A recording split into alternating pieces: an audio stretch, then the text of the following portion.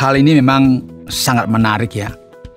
Ada banyak orang yang setelah menonton film Passion of the Christ, mereka menangis sepanjang film tersebut diputar. Perasaan mereka bercampur aduk. Dan mereka berkata, kasihan sekali Yesus. Mengapa kehidupannya berakhir seperti ini? Saudara pendengar, bersama dengan saya Oti Priambodo dalam program Jalan 66. Program ini akan memberikan pengetahuan Alkitabiah dan menyuguhkan kepada kita suatu jalan keselamatan. Saat ini kita akan memasuki rangkaian pembelajaran tentang Injil, yaitu Kitab Lukas pasal 22 dan 23, yang akan berbicara tentang masa pelayanan terakhir Yesus sebelum sampai kepada salib. Pak Yohanes akan membawakan sebuah tema, hukuman mati bagi Tuhan atas kehidupan. Mengapa Allah mengizinkan begitu banyaknya penderitaan dan kesakitan menimpa anaknya yang tunggal itu? Betapa seringnya kita mengerutu ketika kita menghadapi penderitaan. Mengapa semuanya ini terjadi? Mendengar yang dikasihi oleh Tuhan, Anda masih mendengarkan program Jalan 66. Dan kini kita masih dalam pembahasan di Injil Lukas. Dan saudara bisa mengamati semakin meningkatnya penolakan yang terjadi kepada Yesus di Injil yang ketiga ini. Ketika kita sampai pada pasal 22, bagian akhir, dan pasal 23, kita akan menemukan referensi dan masalah yang jelas dari segala sesuatu yang terjadi sebelum hukuman mati tersebut diberikan kepada Tuhan. Pasal 22, bagian akhir, akan menuliskan kepada kita bahwa Yesus pergi ke Bukit Zaitun bersama dengan para muridnya. Dalam masa yang sulit ini, Ia meminta kepada mereka, sebenarnya Ia memberikan suatu peringatan, supaya mereka berdoa agar mereka jangan jatuh ke dalam pencobaan. Namun apa yang terjadi, saudara? Para murid tidak mampu melakukan hal tersebut dan mereka pun tertidur karena mereka dikuasai oleh duka cita. Yesus tetap meminta dengan sangat pada masa ini. Akhirnya Ia pergi berdoa dalam masa sulit dan berat ini, ketika Tuhan atas kehidupan sudah dekat dengan kematiannya. Dia berdoa dan jelas sekali bahwa hal ini menunjukkan sisi kemanusiaannya. Penderitaan yang sesungguhnya, rasa yang mengerikan yang akan dia rasakan. Ya Bapakku, jikalau Engkau mau, Ia berdoa demikian, ambillah cawan ini daripadaku. Tetapi bukanlah kehendakku, melainkan kehendak-Mu lah yang terjadi. Maka seorang malaikat dari langit menampakkan diri kepadanya untuk memberi kekuatan kepadanya. Ia sangat ketakutan dan makin bersungguh-sungguh berdoa. Peluhnya menjadi seperti titik-titik darah yang bertetesan di tanah.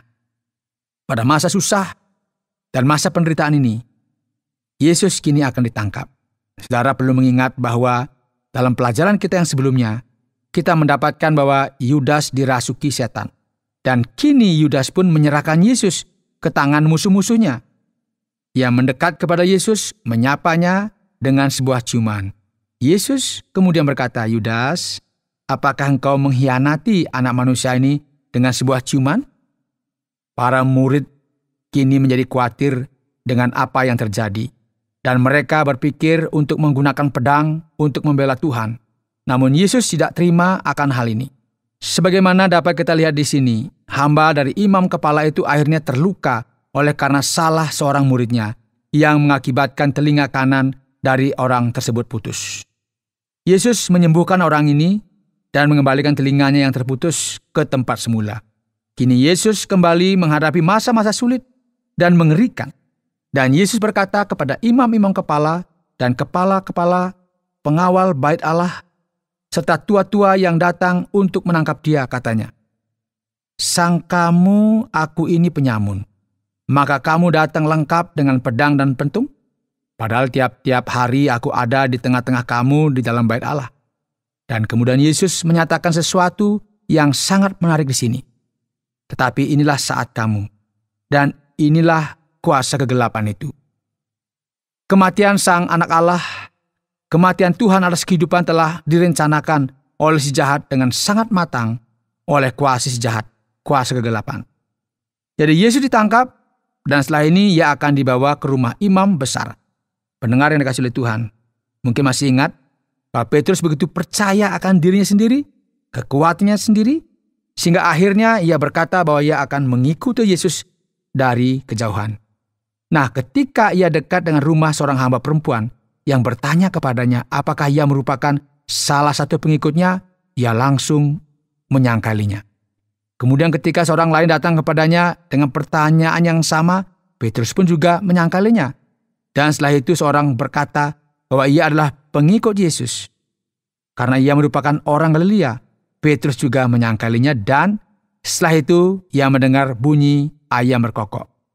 Dan ia ingat apa yang dikatakan Yesus sebelumnya, bahwa ia akan menyangkalinya 3 kali. Dan setelah itu ia meratap dengan sangat. Masa-masa yang sulit, masa-masa mengerikan, ketika masa-masa kegelapan menyerang terang, ketika Tuhan atas hidup menerima hukuman mati. Akhirnya Yesus ditahan, sebagaimana saudara juga telah ketahui dengan baik dalam cerita pengorbanan Kristus, yang merupakan cerita yang sangat terkenal di sepanjang sejarah sejak awal kekristenan. Para pengawal mengajak Yesus, ia dicambuk dan dibawa ke Sanhedrin, pengadilan orang Yahudi pada waktu itu, yang kemudian menjatuhkan hukuman mati kepadanya. Hukuman ini tidak sesuai dengan hukum yang ada. Yesus di sini mengaku dengan jelas bahwa dia adalah anak Allah, dan hal ini dikategorikan sebagai penistaan. Akhirnya, ia diperhadapkan di hadapan Pilatus supaya ia dihukum mati atas apa yang telah dikatakannya itu, karena ia mengaku bahwa ialah Mesias itu. Ia mengaku bahwa dialah Sang Anak Allah itu. Ia mengaku bahwa dialah Nabi yang dinanti-nantikan oleh bangsa Israel. Pilatus tidak begitu mengerti mengenai iman orang Yahudi, maka ia cuci tangan atas peristiwa itu dan mengalihkan masalah itu kepada Herodes. Herodes memainkan permainannya terhadap Yesus, mencoba melihat apakah dia akan melakukan sesuatu yang berbeda. Namun ini semua tidak ada gunanya, saudara. Dengan ini Herodes menyadari bahwa ia belum berhasil mendapatkan apa yang dia inginkan dari Yesus, yaitu sesuatu yang akan membuatnya tertarik. Ia mengirimkan Yesus kembali kepada Pilatus, dan menarik sekali, saudara, karena pada saat ini mereka menjadi teman, tadi bermusuhan. Herodes dan Pilatus menjadi teman, tanpa maksud untuk menyelesaikan sesuatu di sini. Ia memberikan sesuatu ide yang sangat terkenal bagi semua orang. Ia berkata, "Oke, kalian semua karena ada sebuah kebiasaan untuk melepaskan seorang tawanan dalam masa Paskah, apakah kalian ingin untuk aku melepaskan Yesus orang Nazaret itu atau Barnabas?" Pilatus menyadari bahwa maksud tua-tua Yahudi tidak sesuai dengan kenyataan yang ada. Ia menyadari bahwa mereka memiliki maksud yang kurang baik, dan mengejutkan sekali karena kerumunan orang banyak itu serentak berkata, seperti ditulis pada ayat 21, "Salibkan dia, salibkan dia." Hukuman mati bagi Tuhan atas hidup. Saudara, mengejutkan sekali bahwa jauh di dalam lubuk hati manusia terdapat kecenderungan untuk memberontak kepada Allah. Ketika kecenderungan ini sampai kepada puncaknya, kita bisa melihat ada keinginan untuk membunuh, membinasakan, dan memusnahkan Allah itu sendiri. Mengejutkan sekali bagaimana perwujudan Allah yang luar biasa itu dengan kuasa dan kasih karunia dari Allah ditolak oleh kerumunan orang banyak. Dan tentu mereka bersalah atas apa yang mereka lakukan ini. Terlebih setelah mereka melihat apa yang Allah telah lakukan melalui Yesus Kristus yang menjadi pengharapan kita, juru selamat umat manusia. Dengan ini, lengkingan jeritan dari kerumunan orang banyak itu semakin meningkat. Dan kini Pilatus merasakan tekanan dari orang banyak. Akhirnya ia membebaskan Barnabas. Dan Yesus pun kini akan disalibkan. Menderita dengan sangat oleh karena hukuman yang akan ditanggungnya, yang merupakan hukuman paling mengerikan bagi para penjahat dalam hukum Romawi. Kini banyak orang mengikuti Yesus, dan di antaranya banyak terdapat perempuan. Saudara, Lukas memberikan penekanan terkait hal ini karena perempuan tersebut menangisi Yesus. Yesus berkata kepada mereka, "Hai putri-putri Yerusalem, janganlah kamu menangisi aku, melainkan tangislah dirimu sendiri dan anak-anakmu. Sebab lihat, akan tiba masanya orang berkata, berbahagialah perempuan mandul, yang rahimnya tidak pernah melahirkan, dan yang susunya tidak pernah menyusui. Dan kita juga akan melihat dua penjahat yang ditempatkan di samping Yesus pada saat ini, yang juga disalib. Orang yang ada di sana mengamat-amati. Ada juga orang yang menghina Yesus, katanya, orang lain kau tolong, tapi dirimu sendiri tidak." Dan dengan maksud membuat lelucon, mereka menaruh sebuah tulisan yang berkata, "Inilah Raja orang Yahudi," karena ia mengaku sebagai Mesias. Dan pada saat ini juga, salah seorang dari penjahat tersebut berkata kepadanya, "Bukankah engkau Mesias? Lepaskanlah dirimu dan selamatkanlah kami." Namun penjahat yang lain, ia memahami apa yang sedang terjadi, dan ia pun berkata, "Kamu tidak mengerti apa yang sedang terjadi di sini. Kita memang sudah selayaknya dihukum, sebab kita menerima balasan yang setimpal dengan perbuatan kita. Tetapi orang ini tidak berbuat sesuatu yang salah." Lalu ia berkata, "Yesus, ingatlah akan aku apabila engkau datang sebagai Raja." Dan Yesus memberikan jawaban yang sangat mengejutkan.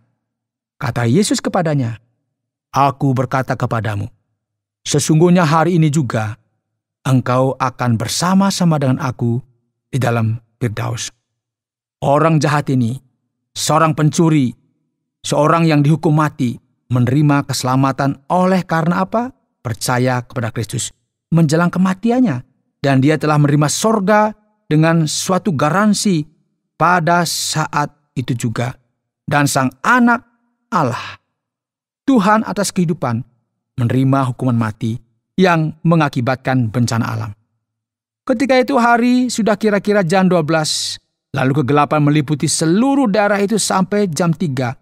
Pada saat ini, Yesus berseru dengan suara nyaring, "Ya Bapa, ke dalam tanganmu kuserahkan nyawaku." Dan sesudah berkata demikian, ia menyerahkan nyawanya. Ketika kepala pasukan melihat apa yang terjadi, ia memuliakan Allah, katanya, "Sungguh, orang ini adalah orang benar." Dan sesudah seluruh orang banyak yang datang berkerumun di situ untuk tontonan itu, melihat apa yang terjadi, pulanglah mereka sambil memukul-mukul diri. Semua orang yang mengenal Yesus dari dekat, termasuk perempuan-perempuan yang mengikuti dia dari Galilea, berdiri jauh-jauh dan melihat semuanya itu. Setelah ini, saudara, suatu cerita yang luar biasa, yang membekas sampai selama-lamanya dalam kalender umat manusia. Yesus dikuburkan oleh Yusuf Arimatia, seorang kaya yang mengikuti Yesus dari jauh. Ia meminta tubuh Yesus kepada Pilatus. Tubuhnya kemudian dibalut dengan kain kafan dan dibaringkan di sebuah kuburan yang baru, yang belum pernah dipakai sebelumnya. Dengan demikian Tuhan atas hidup wafat, dikuburkan dan dikhianati oleh orangnya sendiri yang tidak mengerti dengan jelas pesan yang disampaikannya. Pendengar yang dikasihi oleh Tuhan, ketahuilah bahwa dalam hidup ini kita perlu mengerti apa yang terjadi di sini. Sesuatu yang seakan-akan tidak masuk akal. Seorang yang diutus oleh Allah pada waktu itu wafat. Dan dia adalah Tuhan kita, Yesus Kristus, yang menderita oleh karena ketidakadilan dan harus dihukum mati. Ia mati supaya saudara dan saya memiliki akses secara langsung kepada Allah. Kematiannya berarti hidup kekal bagi kita, sesuatu yang telah dilakukan Allah bagi kita. Melalui hukuman mati ini, Tuhan atas hidup, Yesus Kristus wafat bagi saudara dan saya. Anda sedang mendengarkan Jalan 66 dalam rangkaian kisah Injil Lukas pasal 22 dan 23 yang telah dijelaskan oleh Pak Yohanes dengan tema Hukuman Mati bagi Tuhan atas Kehidupan. Luar biasa sekali Pak Yohanes. Baiklah para pendengar, kini mari kita kembali ke dalam bagian tanya jawab dalam Lukas pasal yang ke-22 dan 23. Terima kasih para pendengar yang senantiasa setia untuk mendengarkan program ini. Dan saatnya, pertanyaan yang pertama yang akan saya coba untuk ajukan kepada Pak Yohanes adalah, bagaimana para murid ini kemudian bisa tertidur dalam keadaan yang genting seperti ini, Pak Yohanes, ketika Yesus menghadapi masa-masa krisis? Ya, memang betul Pak Oti. Ini menarik sekali. Bagaimana kita bisa membayangkan bahwa dalam situasi seperti ini, para murid masih bisa tertidur. Namun dalam firman Tuhan ini, kita akan melihat sesuatu yang penting. Pertama-tama, para murid Yesus adalah manusia 100%, dan oleh sebab itu mereka bisa menjadi lelah. Menarik sekali bahwa bagi banyak orang, mereka berpikir bahwa para murid Yesus merupakan orang kudus. Mereka begitu khusus dan berbeda. Seringkali orang tidak menyadari bahwa mereka juga memiliki keterbatasan dan kelemahan. Menarik juga ketika saatnya tiba, masa paling sukar, dan di sini juga kita melihat kelemahan yang paling luar biasa. Alasan dari apa yang terjadi di sini mungkin berkaitan dengan kesedihan dan depresi. Mereka berharap Yesuslah yang akan menguasai kerajaan Israel secara politik, begitu ya. Namun ketika Yesus diancam, mereka langsung memilih untuk mengangkat pedang dan berperang. Namun Yesus tidak memilih untuk melakukan hal semacam ini. Jadi sangatlah mungkin oleh karena hal inilah, maka mereka memilih untuk melupakan apa yang terjadi dan memilih untuk berduka dan depresi. Jadi mereka tertidur tanpa suatu harapan maupun iman sedikit pun. Luar biasa sekali. Bagaimana kematian anak Allah tersebut tidak digubris, bahkan oleh murid-murid terdekatnya. Sekarang sesuatu yang menarik sekali, bagaimana Lukas dari beberapa penulis kitab Injil menuliskan dalam ayat yang ke-44 bahwa Yesus berkeringat darah. Bagaimana kita perlu untuk memahami akan hal ini? Apakah ini merupakan sesuatu yang literal atau simbolis, Pak Yohanes? Tanpa keraguan, Pak Oti, ini merupakan suatu yang literal. Firman Tuhan akan memberitahukan kepada kita tentang hal ini karena kemungkinan besar ini berkaitan dengan fakta bahwa Lukas sendiri adalah seorang dokter. Kita tahu bahwa dalam Kolose pasal 4 dikatakan bahwa Lukas seorang dokter atau tabib, dan inilah yang mengakibatkan dia memperhatikan hal-hal semacam ini. Tetesan keringat Yesus ini menunjukkan kepada kita betapa hebatnya penderitaan Yesus pada saat itu. Banyak ahli mencoba untuk menjelaskan hal tersebut secara ilmiah tentang bagaimana seseorang bisa sampai ke tingkat penderitaan dan rasa sakit yang sedemikian hebatnya. Depresi yang begitu dalam dan hebat di tengah segala penderitaannya memungkinkan terjadinya pendarahan, di mana keringat bercampur dengan darah yang dikeluarkan oleh tubuh kita dengan tetesan. Jadi inilah penderitaan yang telah dialami oleh Tuhan kita, Yesus Kristus. Jika kita berhenti dan mulai berpikir sejenak, sebagaimana kita membaca bagian ini, dan juga jika kita mengingat film yang telah kita lihat, bagaimana bisa Allah mengizinkan penderitaan yang sedemikian banyaknya? Mengapa Allah mengizinkan dan merencanakan putranya mati dengan cara yang sedemikian ngerinya di kayu salib, Pak Yohanes? Hal ini menarik sekali. Ada banyak orang yang setelah mereka menonton Passion of the Christ, mereka menangis sepanjang film tersebut diputar. Perasaan mereka bercampur aduk dan mereka berkata, "Aduh, kasihan sekali Yesus. Mengapa kehidupannya berakhir seperti ini?" Orang ini tidak mengerti apa yang terdapat di balik semuanya ini. Namun sebenarnya menjelaskan bahwa upah dari dosa ialah kematian. Kita ada dalam suatu masalah yang serius, karena kita jelas terpisah dari Allah. Oleh karena itu, perlu sekali bagi seseorang untuk mati bagi dosa-dosa kita. Satu-satunya orang yang bisa mati untuk kita adalah Yesus Kristus. Pertanyaannya, mengapa harus Yesus? Pertama-tama, Dia ilahi. Dengan demikian, pengorbanannya memiliki nilai yang kekal dan dapat mengampuni dosa kita dengan jelas. Bersamaan dengan ini juga, jika Kristus hanya menderita dalam keadaannya yang ilahi, maka penderitaannya tidaklah nyata. Karena Kristus menderita dalam keadaannya sebagai manusia. Ini berarti bahwa ia menjadi sama dengan kita. Jadi dia tahu betul rasanya menjadi manusia. Apakah saudara pernah menderita dalam hidup ini? Apakah saudara banyak menangis akhir-akhir ini? Kristus memahami penderitaan saudara. Karena ia telah menderita jauh lebih banyak daripada yang saudara alami. Dan karena dia menjadi sama seperti kita dan menderita dengan sangat dahsyatnya, menderita penderitaan yang nyata, dan kematiannya pun juga merupakan kematian yang nyata. Maka kematiannya ini dapat membayar hutang kita dengan nyata, sehingga kita beroleh keselamatan melalui Dia. Sekarang saya penasaran dengan seseorang yang muncul di tengah-tengah ini dan membantu Yesus untuk membawa salibnya. Kita perhatikan dalam ayat yang ke-26 pasal 23 ini. Ketika disebutkan tentang seseorang yang bernama Simon yang membawa salib. Siapakah Simon ini, Pak Yohanes? Ya, menarik sekali jika kita melihat karakter yang muncul dalam bagian ini. Namun sayangnya Lukas tidak memberikan banyak informasi mengenai hal ini. Orang ini juga muncul dalam kitab Matius. Simon merupakan orang Yahudi dari Afrika. Dia berasal dari Kirene, dan Kirene sekarang dikenal sebagai Libya. Nah, menarik.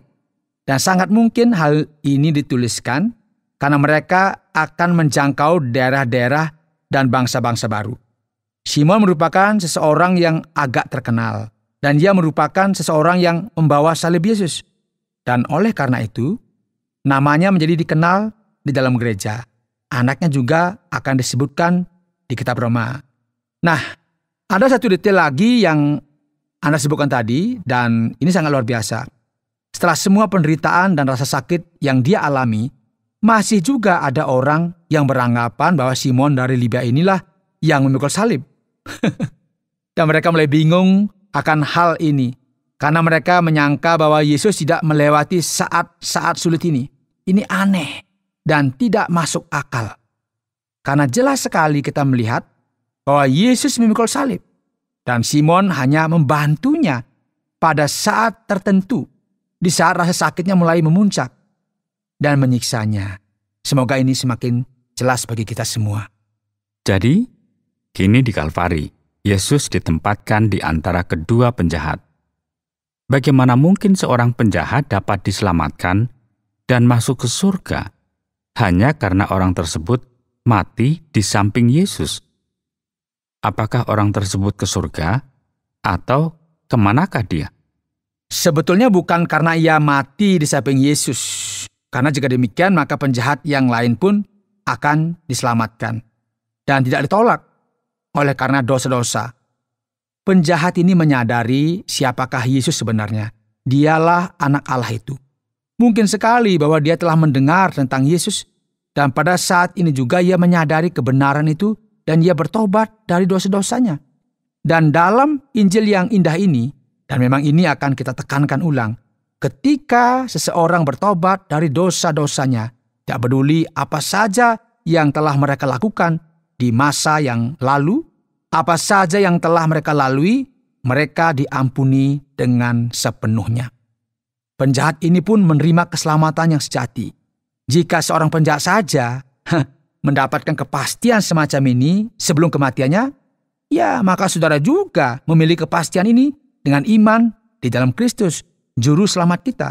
Dan tentu orang ini kini ada di sorga. Menarik kan? Ada beberapa terjemahan Alkitab yang tidak begitu suka akan hal ini dan ingin menggantinya.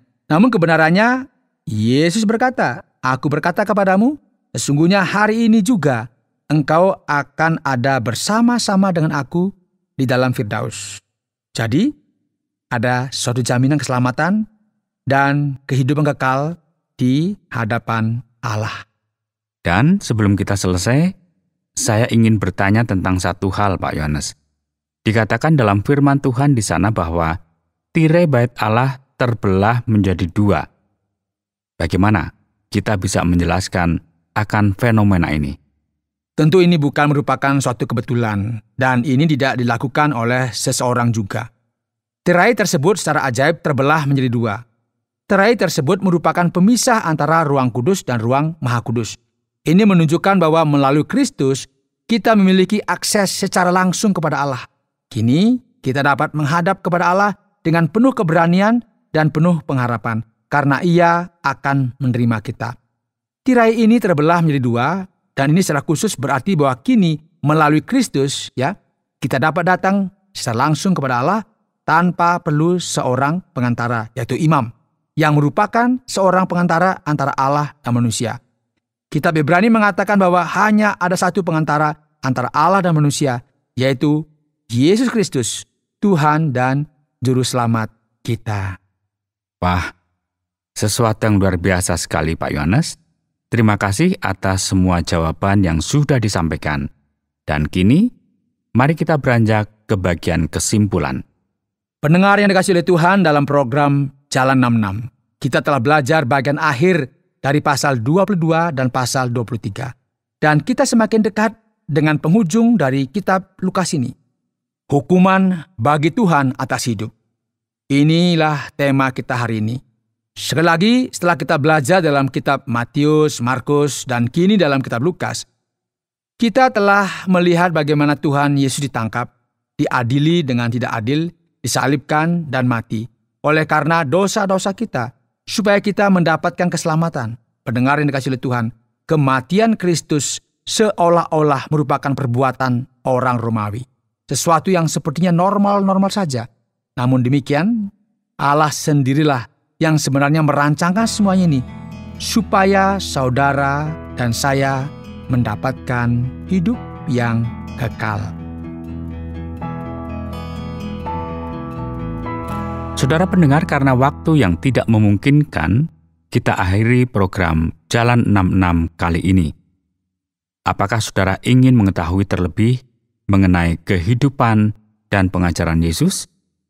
Kami menantikan Anda tetap mengikuti pelajaran berikutnya dalam lanjutan pembelajaran tentang apa yang diajarkan Yesus Kristus kepada kita. Saudara, program Jalan 66 mengundang Anda untuk terus bersama dalam seri pembelajaran Alkitab yang memberikan pelajaran menyeluruh tentang firman Tuhan. Jika Anda memiliki pertanyaan atau berespon terhadap topik berhubungan dengan program ini, silakan menyampaikan melalui WhatsApp ke nomor 081 333 777 386. Terima kasih atas perhatian Anda.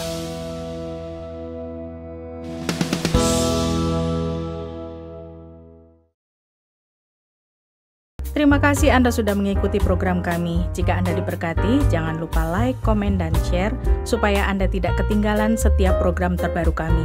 Jangan lupa juga untuk subscribe channelnya dan nyalakan loncengnya. Jika Anda ingin mendukung pelayanan kami, bisa melalui rekening kami berikut ini atau menghubungi kami di sini.